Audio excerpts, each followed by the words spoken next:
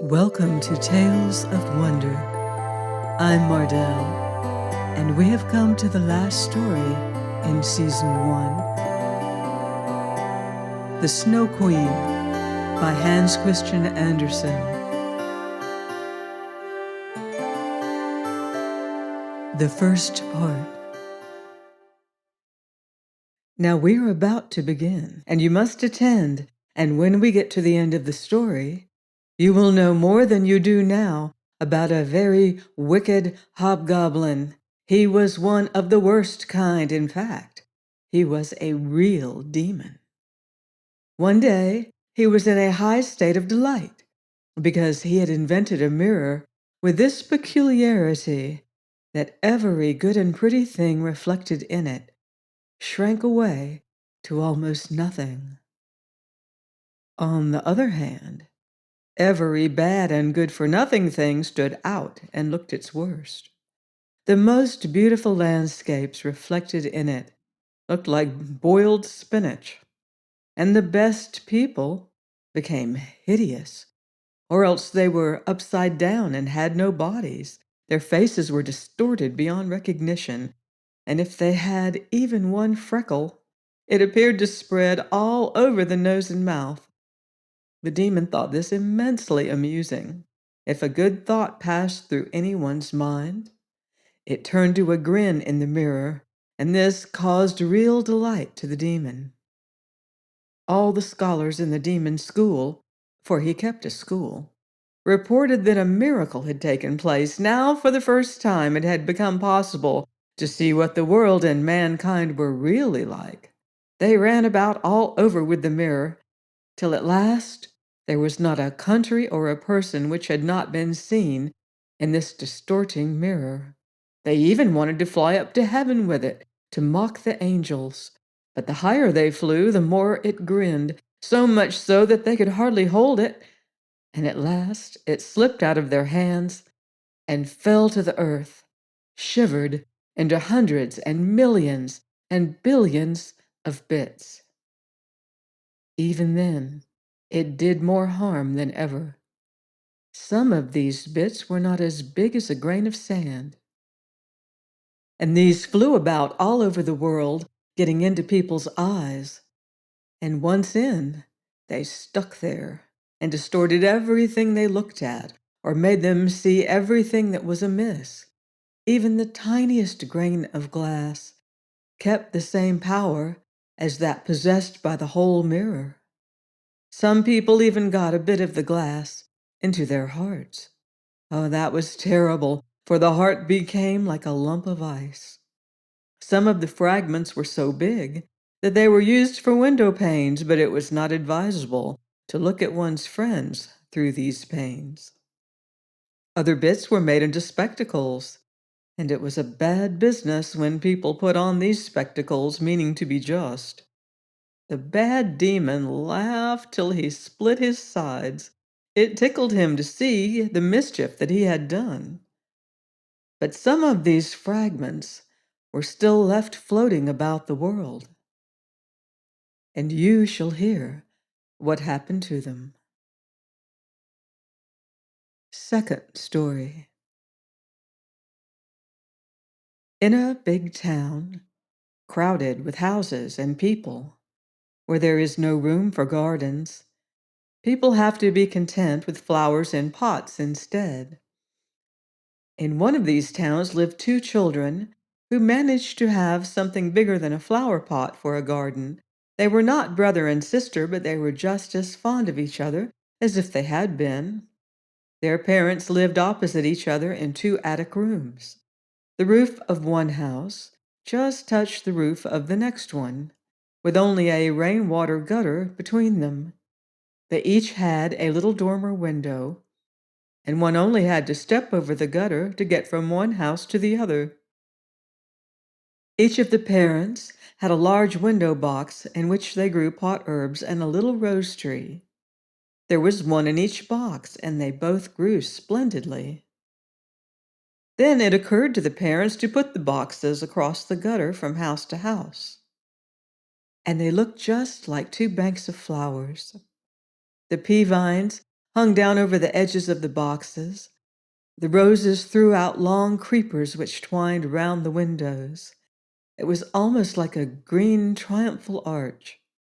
The boxes were high, and the children knew they must not climb up on them, but they were often allowed to have their little stools out under the rose trees, and there they had delightful games. Of course, in the winter there was an end to these amusements. The windows were often covered with hoarfrost. Then they would warm coppers on the stove and stick them on the frozen panes, where they made lovely peepholes as round as possible. Then a bright eye would peep through these holes, one from each window. The little boy's name was Kay, and the little girl's Gerda. In the summer, they could reach each other with one bound, but in the winter, they had to go down all the stairs in one house and up all the stairs in the other, and outside there were snowdrifts. "Look, the white bees are swarming," said the old grandmother. "Have they a queen bee too?" asked the little boy, for he knew that there was a queen among the real bees. "Yes, indeed they have," said the grandmother. "She flies where the swarm is thickest. She is the biggest of them all, and she never remains on the ground. She always flies up again to the sky. Many a winter's night she flies through the streets and peeps in at the windows. And then the ice freezes on the panes into wonderful patterns like flowers." "Oh, yes, we've seen that," said both children, and then they knew it was true. "Can the Snow Queen come in here?" asked the little girl. "Just let her come," said the boy, "and I will put her on the stove where she will melt." But the grandmother smoothed his hair and told him more stories. In the evening, when little Kay was at home and half undressed, he crept up onto the chair by the window and peeped out of the little hole. A few snowflakes were falling, and one of these, the biggest, remained on the edge of the window box. It grew bigger and bigger, till it became the figure of a woman dressed in the finest white gauze, which appeared to be made of millions of starry flakes. She was delicately lovely, but all ice, glittering, dazzling ice. Still she was alive. Her eyes shone like two bright stars, but there was no rest or peace in them. She nodded to the window and waved her hand. The little boy was frightened and jumped down off the chair, and then he fancied that a big bird flew past the window. The next day was bright and frosty, and then came the thaw, and after that, the spring. The sun shone, green buds began to appear, the swallows built their nests, and people began to open their windows. The little children began to play in their garden on the roof again. The roses were in splendid bloom that summer. The little girl had learnt a hymn, and there was something in it about roses, and that made her think of her own. She sang it to the little boy, and then he sang it with her. "Where roses deck the flowery vale, there infant Jesus, we thee hail." The children took each other by the hands, kissed the roses, and rejoiced in God's bright sunshine, and spoke to it as if the child Jesus were there.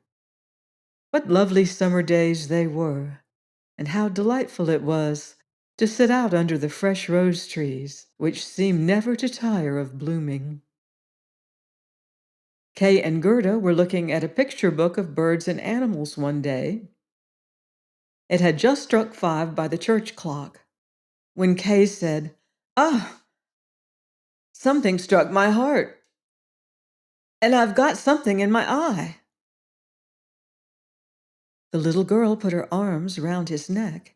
He blinked his eye. There was nothing to be seen. "I believe it is gone," he said. But it was not gone. It was one of those very grains of glass from the mirror, the magic mirror. You remember that horrid mirror in which all good and great things reflected in it became small and mean, while the bad things were magnified, and every flaw became very apparent. Poor Kay. A grain of it had gone straight to his heart, and would soon turn it to a lump of ice. He did not feel it any more, but it was still there. "Why do you cry?" he asked. "It makes you look ugly. There's nothing the matter with me. How horrid!" he suddenly cried. "There's a worm in that rose, and that one is quite crooked. After all, they are nasty roses, and so are the boxes they're growing in." He kicked the box and broke off two of the roses. "What are you doing, Kay?" cried the little girl. When he saw her alarm, he broke off another rose, then ran in by his own window and left dear little Gerda alone. When she got out the picture book, he said it was only fit for babies in long clothes. When his grandmother told them stories, he always had a but, and if he could manage it. He liked to get behind her chair, put on her spectacles, and imitate her. He did it very well, and people laughed at him. He was soon able to imitate everyone in the street.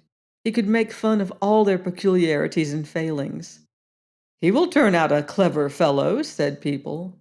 But it was all that bit of glass in his heart, that bit of glass in his eye, and it made him tease little Gerda, who was so devoted to him.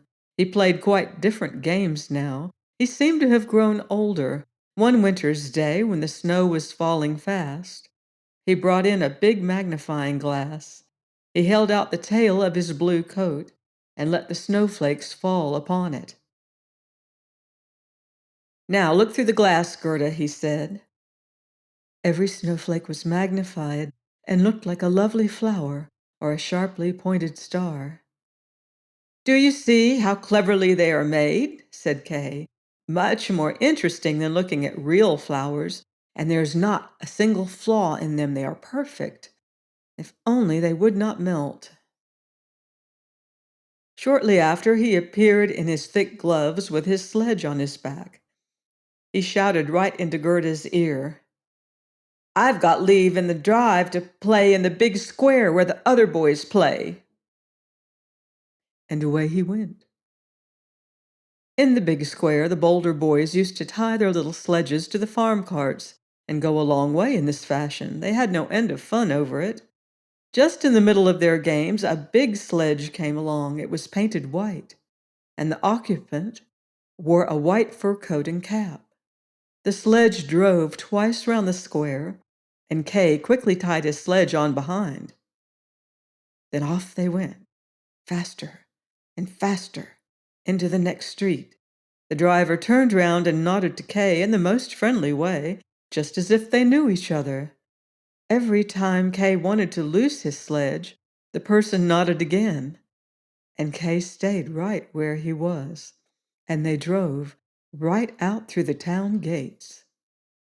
Then the snow began to fall so heavily that the little boy could not see a hand before him as they rushed along. He undid the cords and tried to get away from the big sledge. But it was no use. His little sledge stuck fast, and on they rushed, faster than the wind.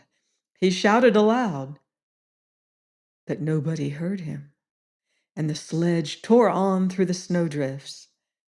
Every now and then it gave a bound, as if they were jumping over hedges and ditches.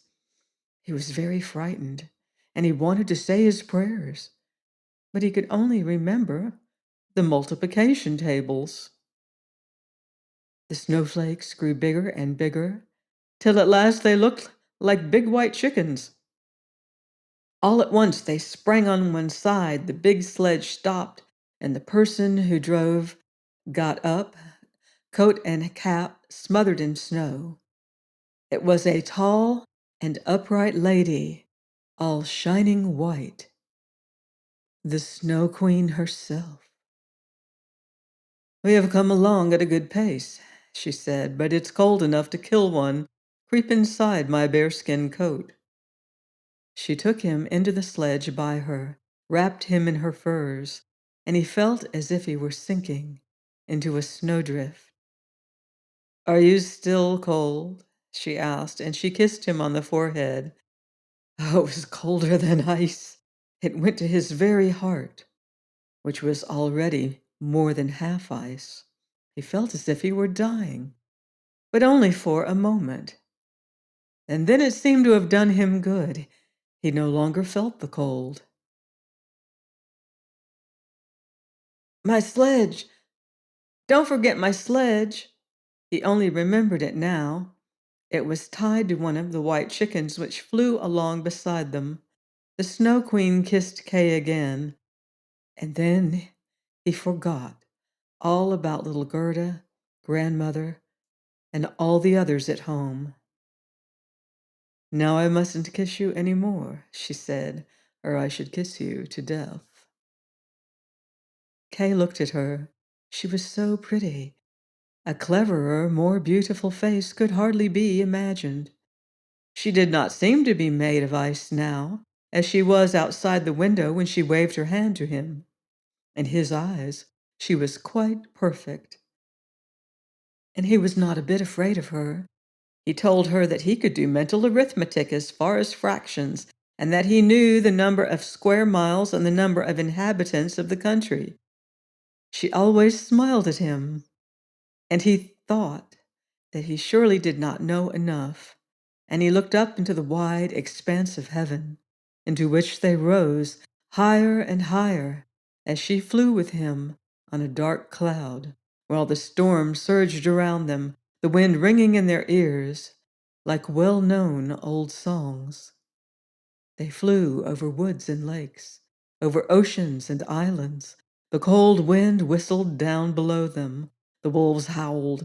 The black crows flew screaming over the sparkling snow. But up above, the moon shone bright and clear, and Kay looked at it all the long, long winter nights. In the day, he slept at the Snow Queen's feet.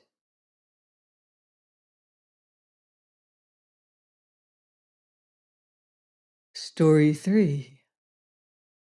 But how was little Gerda getting along all this time since Kay left her?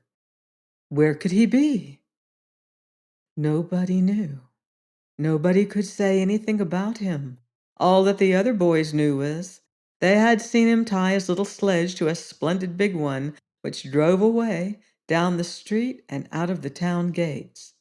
Nobody knew where he was, and many tears were shed. Little Gerda cried long and bitterly.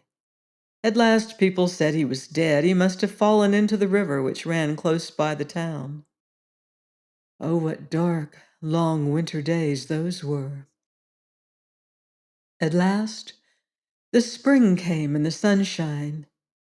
Kay is dead and gone, said little Gerda. I don't believe it, said the sunshine. He is dead and gone, she said to the swallows. We don't believe it, said the swallows. And at last, little Gerda did not believe it either. I will put on my new red shoes, she said one morning. Those Kay never saw, and then I will go down to the river and ask it about him. It was very early in the morning. She kissed the old grandmother who was still asleep, put on the red shoes, and went quite alone out by the gate to the river.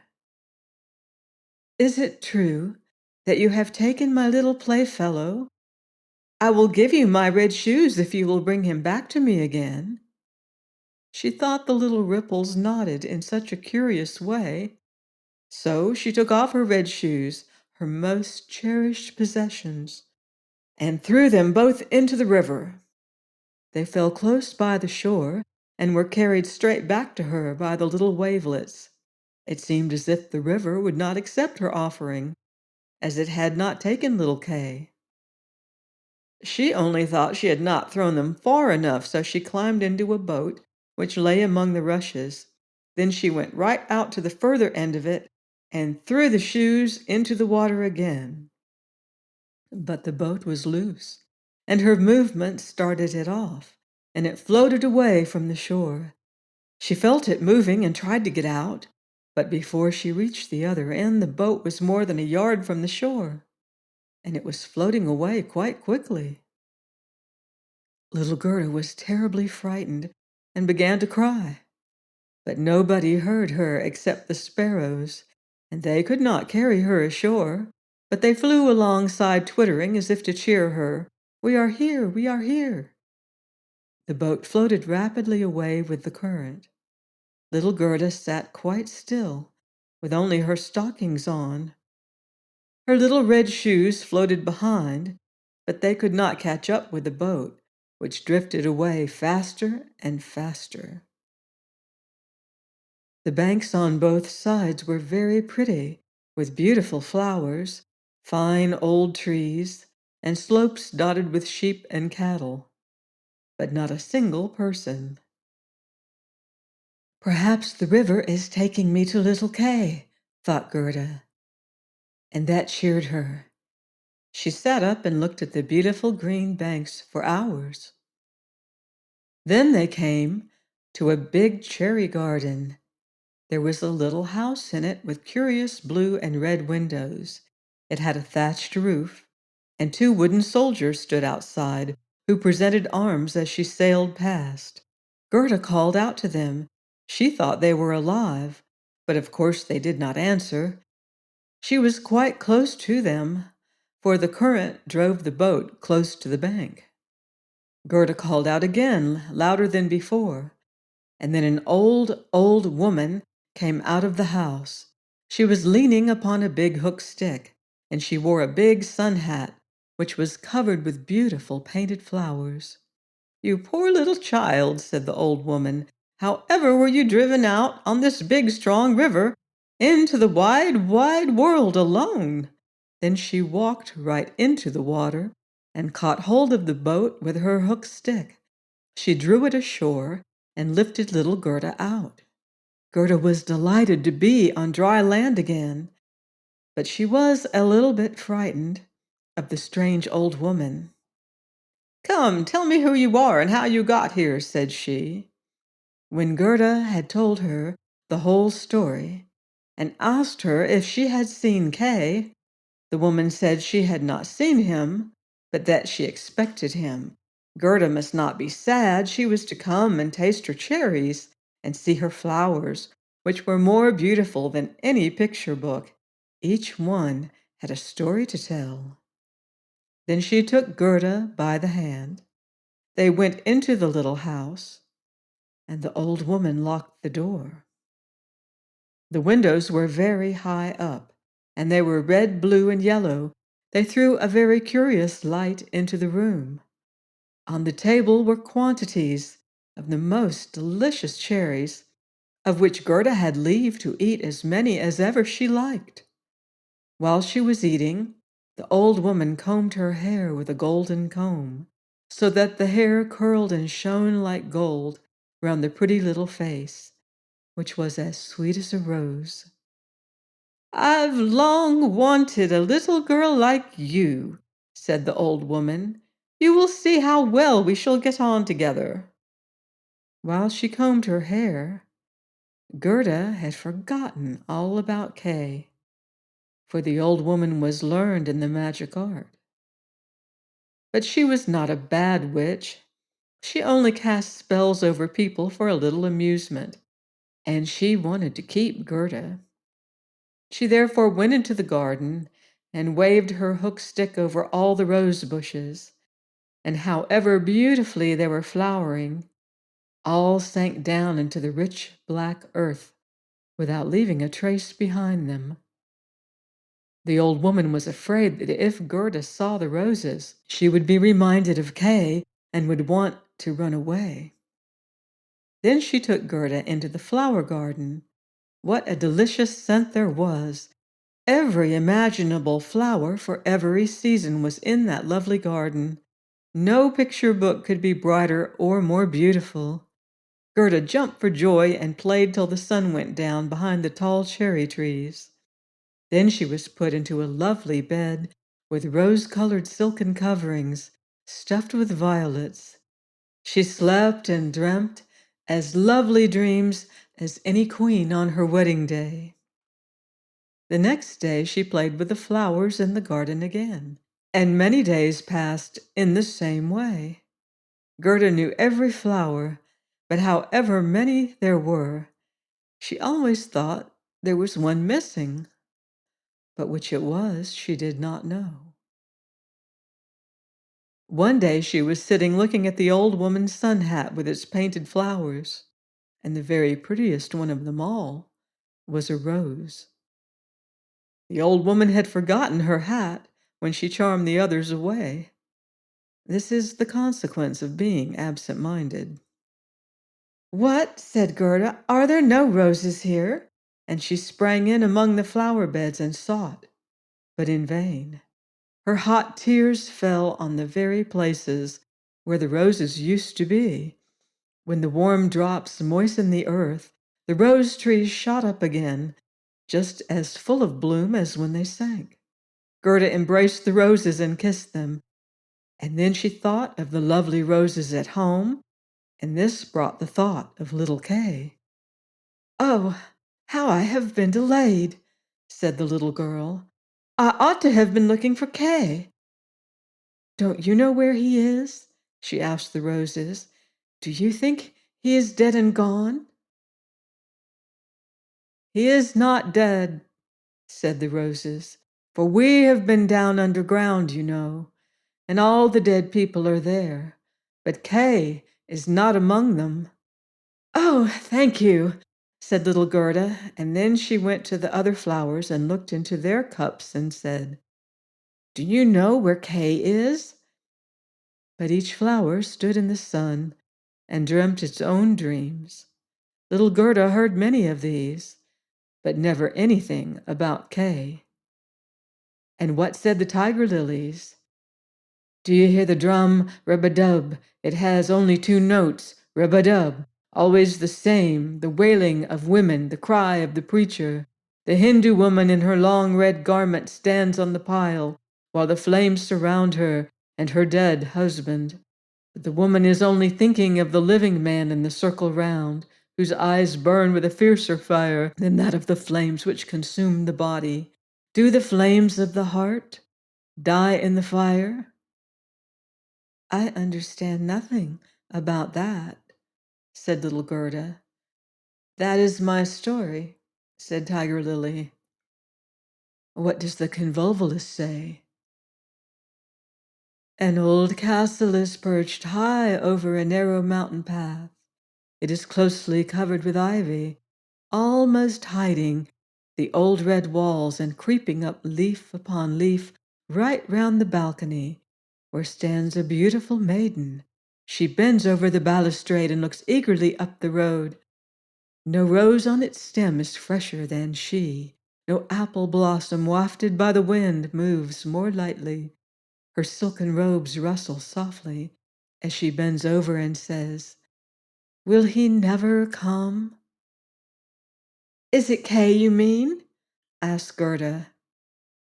"I'm only talking about my own story, my dream," answered the convolvulus. What said the little snowdrop? "Between two trees a rope with a board is hanging. It is a swing. Two pretty little girls in snowy frocks and green ribbons fluttering on their hats are seated on it. Their brother, who is bigger than they are, stands up behind them. He has his arms round the ropes for supports and holds in one hand a little bowl and in the other a clay pipe. He is blowing soap bubbles. As the swing moves, the bubbles fly upwards in all their changing colors. The last one still hangs from the pipe, swayed by the wind, and the swing goes on.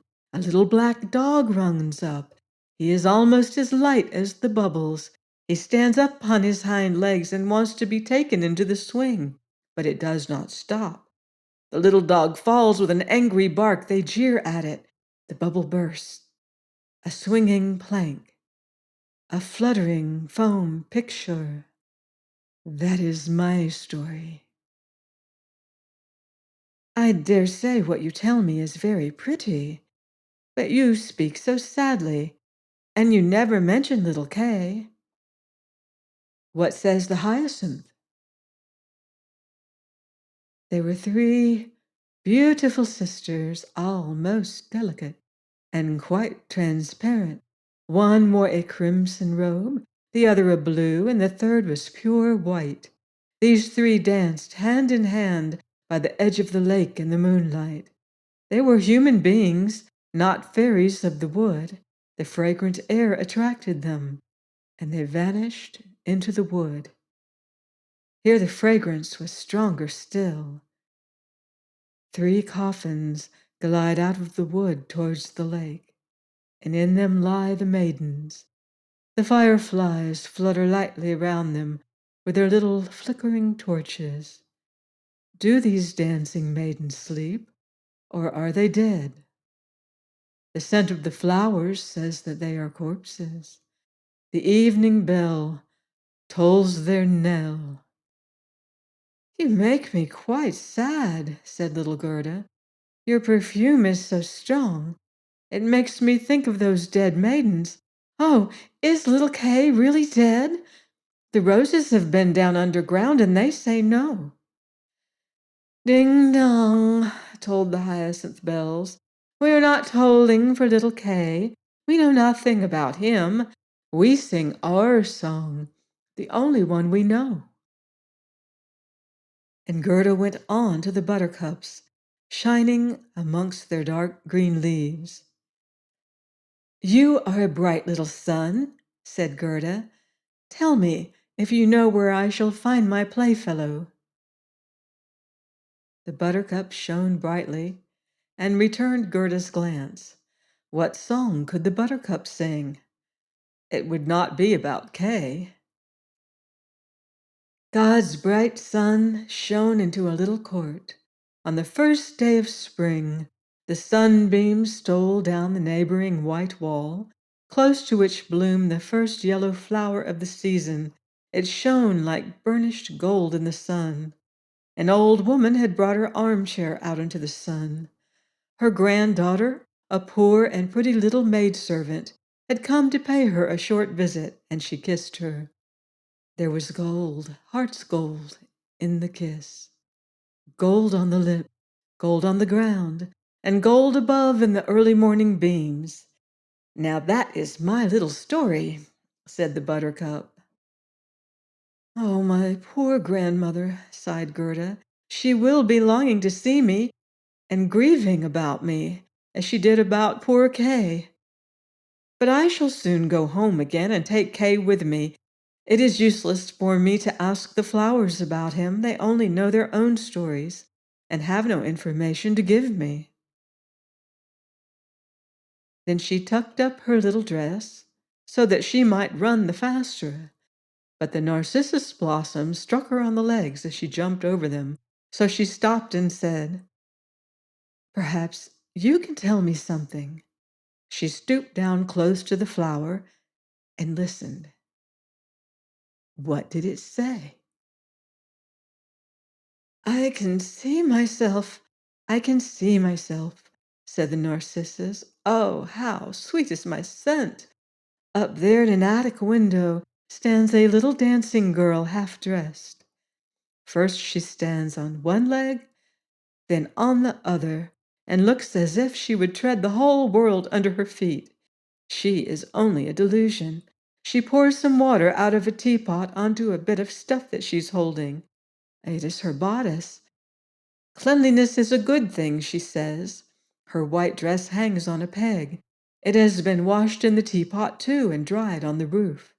She puts it on, wraps a saffron-colored scarf round her neck, which makes the dress look whiter.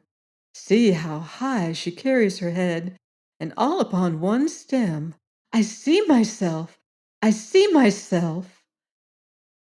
I don't care a bit about all that, said Gerda. It's no use telling me such stuff. And then she ran to the end of the garden. The door was fastened. But she pressed the rusty latch, and it gave way. The door sprang open, and little Gerda ran out with bare feet into the wide world. She looked back 3 times, but nobody came after her.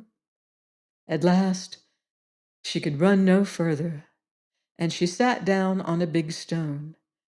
When she looked round, she saw that the summer was over. It was quite late autumn. She would never have known it inside the beautiful garden, where the sun always shone, and the flowers of every season were always in bloom. "Oh, how I have wasted my time," said little Gerda. "It is autumn.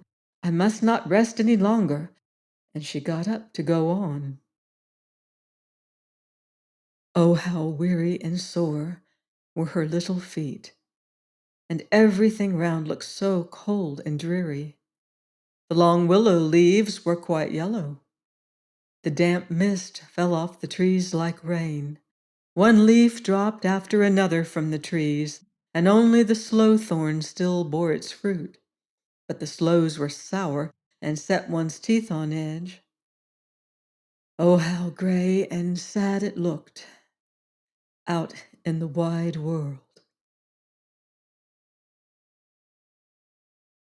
The fourth story. Gerda was soon obliged to rest again. A big crow hopped onto the snow just in front of her. It had been sitting looking at her for a long time and wagging its head. Now it said, "Come, ha! Good day," as well as it could. It meant to be kind to the little girl and asked her where she was going alone in the wide world. Gerda understood the word alone and knew how much there was in it, and she told the crow the whole story of her life and adventures and asked if it had seen Kay. The crow nodded its head gravely and said, maybe I have." "What? Do you really think you have?" cried the little girl, nearly smothering him with her kisses. "Gently, gently," said the crow. "I believe it may have been Kay, but he has forgotten you by this time, I expect, for the princess." "Does he live with the princess?" asked Gerda. "Yes, listen," said the crow, "but it is so difficult to speak your language. If you understand crow's language, I can tell you about it much better." "No, I have never learnt it," said Gerda, "but grandmother knew it and used to speak it. If only I had learnt it." "It doesn't matter," said the crow. "I will tell you as well as I can, although I may do it rather badly." Then he told her what he had heard. "In this kingdom where we are now," said he, "there lives a princess who is very clever. She has read all the newspapers in the world and forgotten them again, so clever is she.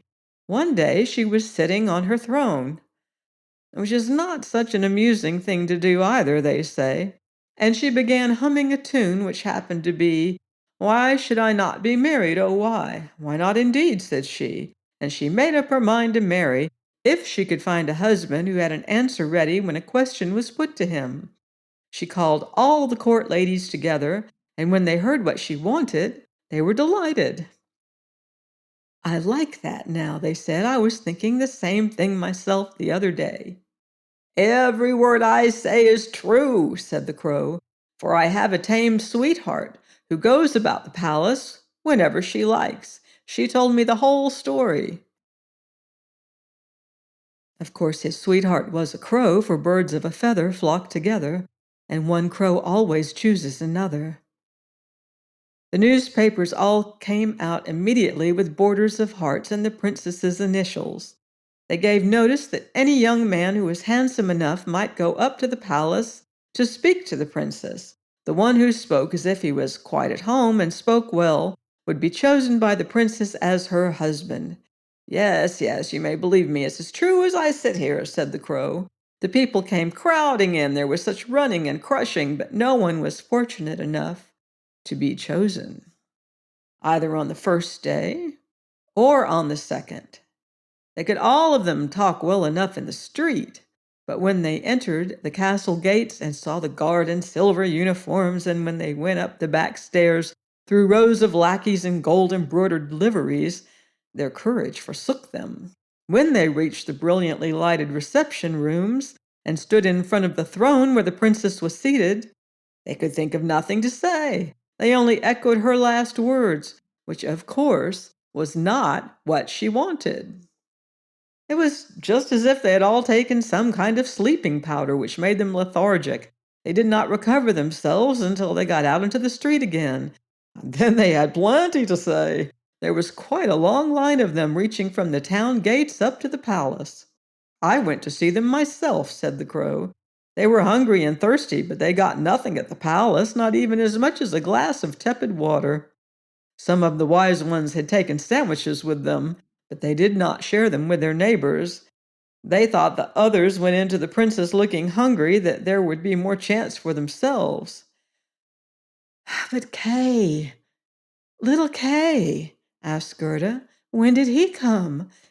Was he amongst the crowd? Give me time, we're just coming to him. It was on the third day that a little personage came marching cheerfully along, without either carriage or horse. His eyes sparkled like yours, and he had beautiful long hair, but his clothes were very shabby. Oh, that was Kay, said Gerda gleefully. Then I have found him, and she clapped her hands. He had a little knapsack on his back, said the crow. No, it must have been his sledge. He had it with him when he went away, said Gerda. It may be so, said the crow.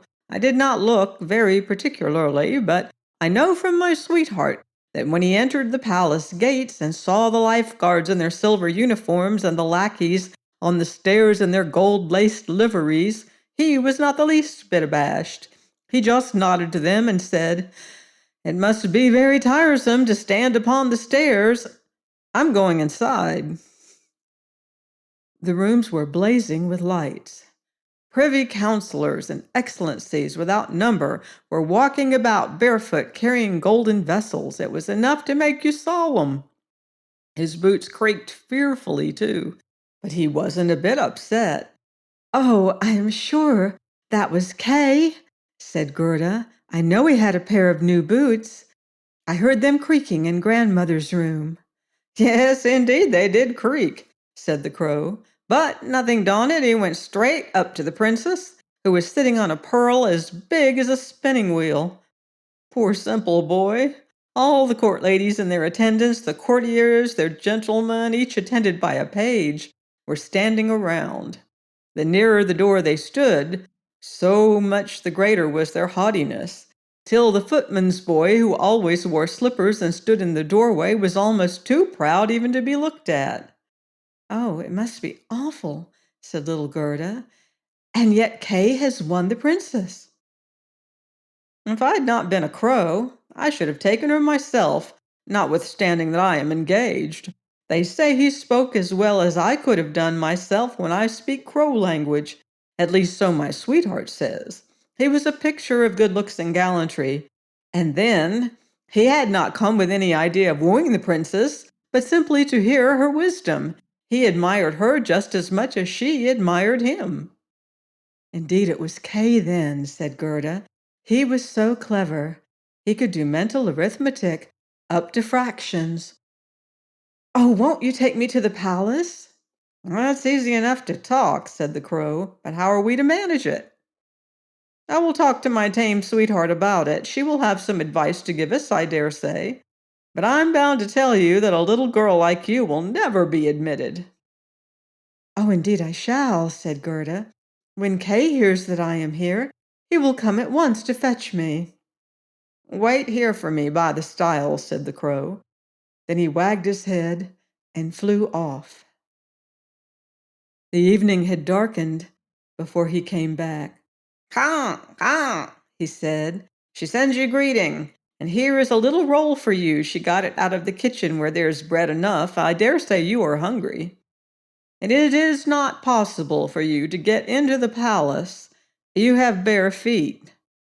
The guards in silver and the lackeys in gold would never allow you to pass. But don't cry, we shall get you in somehow. My sweetheart knows a little back staircase which leads up to the bedroom, and she knows where the key is kept." Then they went into the garden, into the great avenue where the leaves were dropping softly one by one. And when the palace lights went out, one after the other, the crow led little Gerda to the back door, which was ajar. Oh, how Gerda's heart beat with fear and longing.